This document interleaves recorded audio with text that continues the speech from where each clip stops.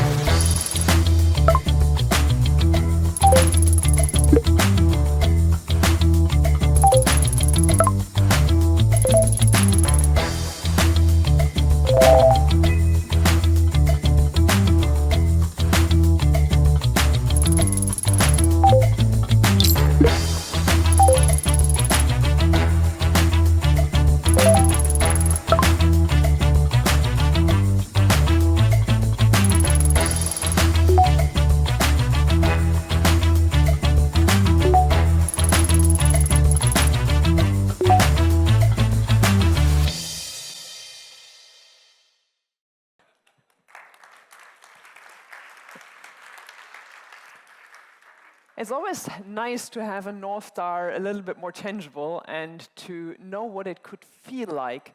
And I think when we did this, I was reminded of a quote from Leonard Birnbaum, who said, "This is impossible to manage just by humans, you need AI."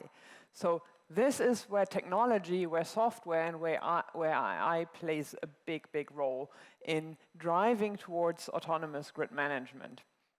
And let's dissect a little bit the underlying paradigms of how we get to the North Star that also the report was nicely pointing out, and the data-driven aspect of it.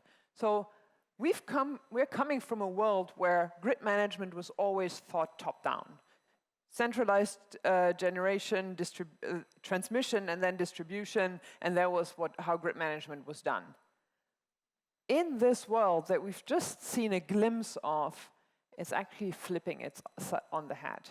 It's a prosumer-centric grid management that we're thinking here. Flexibility is all about the C&I customers, but all about the consumers. And thinking it bottom-up, thinking it from the distribution grid is what we're thinking. And prosumer-centric grid management means nothing else than taking action on flexibility management. And there are so many different ways of thinking about flexibility management that, and I think the report said that also nicely, between build and operate, that we just wanted to dissect that a little bit and then show a way of how it can be put into action. And actually what flexibility management boils down to on the operations side is you detect the grid impact, low voltage, medium voltage, high voltage. And it's that sequence, if you think about DERs. You assess the flexibility potential, so you need to know how much is out there that you can tap into, and then you propose and you activate. That's what we've seen in the film. But it's not only operations, it starts, and it really starts with the planning, because that's where you impact the CapEx decisions. That's where you can know whether you get from 67 million down to 55.